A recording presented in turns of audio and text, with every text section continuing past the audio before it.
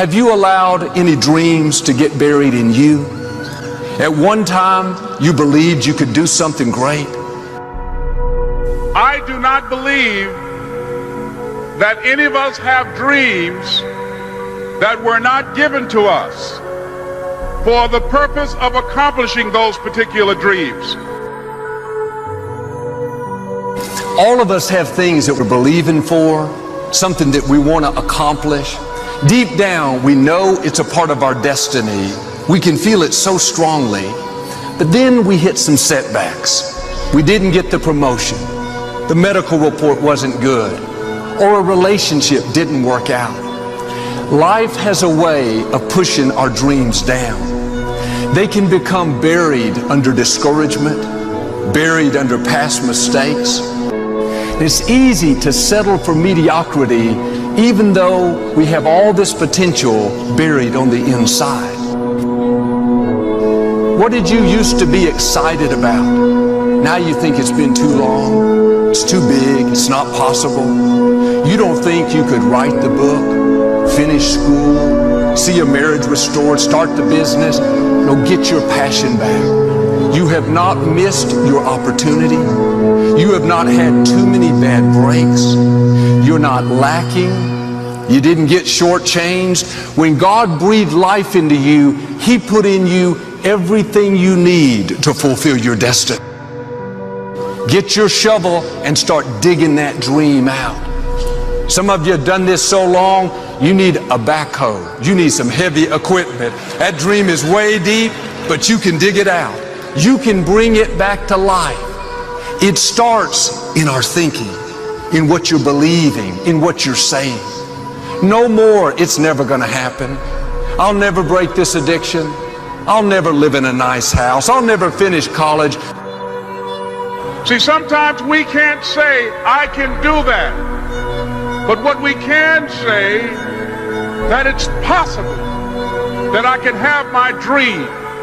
As we run toward it, as we work on it day in and day out, that in the process of working on your dreams, you are going to incur a lot of disappointment, a lot of failure, a lot of pain, a lot of setbacks, a lot of defeats. But in the process of doing that, you will discover some things about yourself that you don't know right now. What you will realize is that you have greatness within you.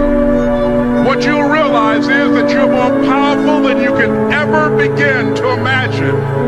What you will realize is that you are greater than your circumstances, that you don't have to go through life being a victim. It's possible for you to live your dream. It's necessary that you associate with winners, that you work your system, that you are relentless, that you never give up.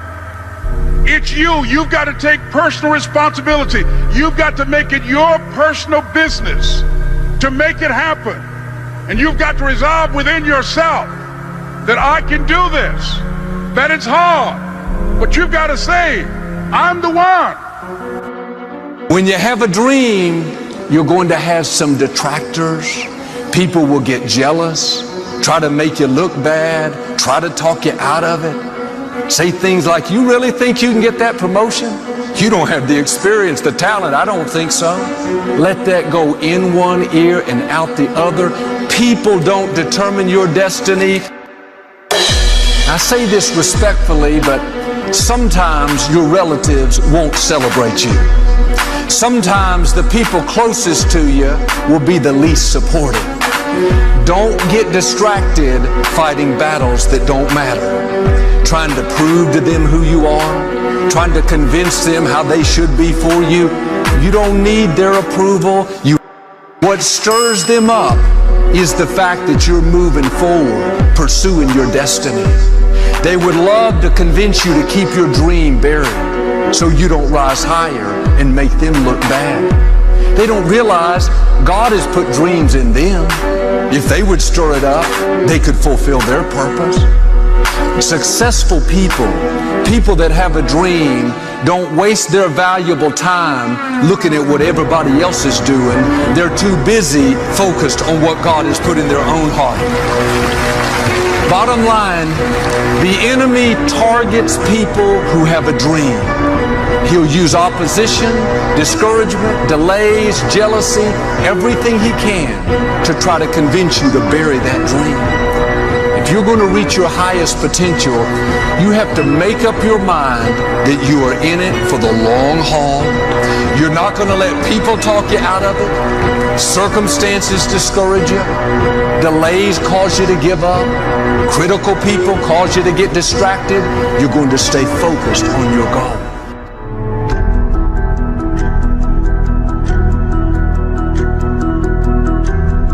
There are certain things that will happen in your life that make you pick up the pace, that slap you out of your stupor and say, this ain't no time to cry.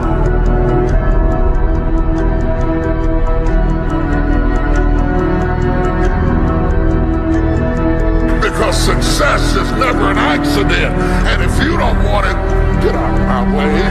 Because there are some people who want to do something with their life, who will run.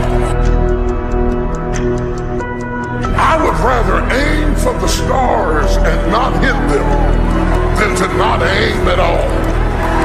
I would rather go after it and not get it than not go after it at all. I'd rather try and fail than not try at all.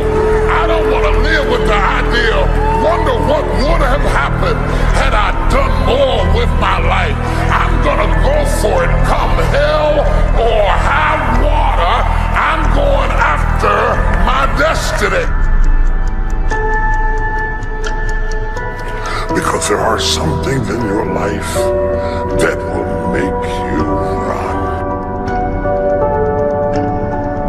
If you run after your destiny, you will automatically distance yourself from your history.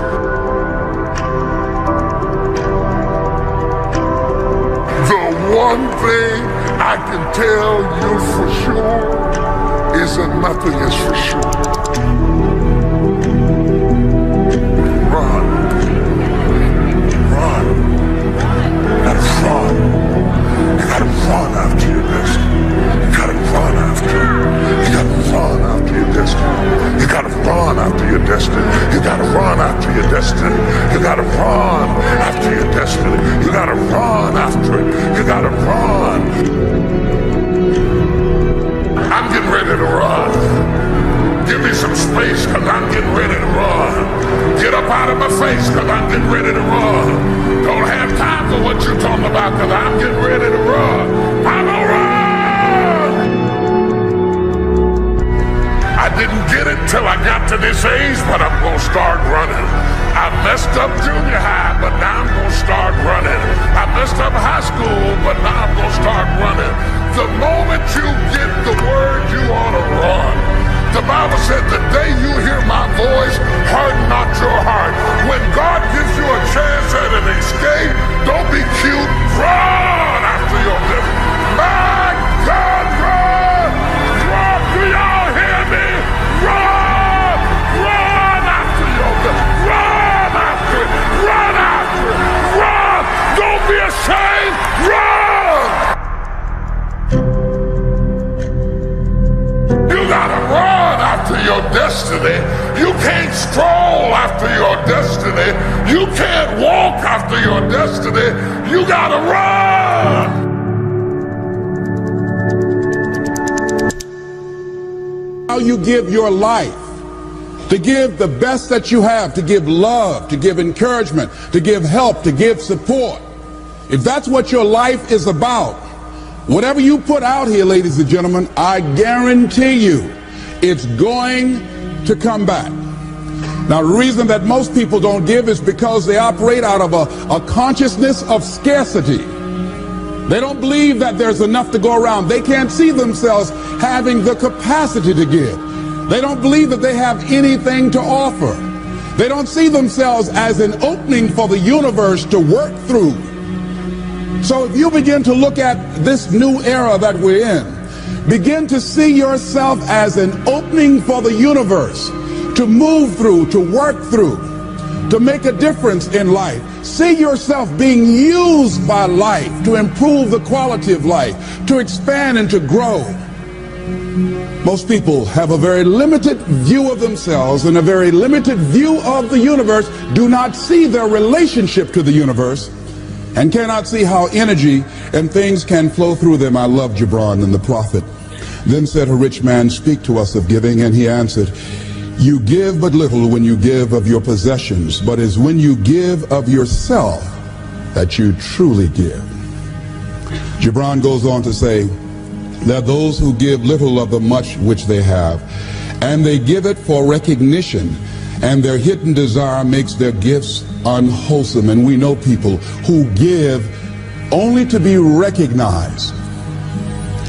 I love that old saying, judge a man not by what he does, but by that he doesn't have to do. And to judge the true quality of a man is what do you do when nobody's looking.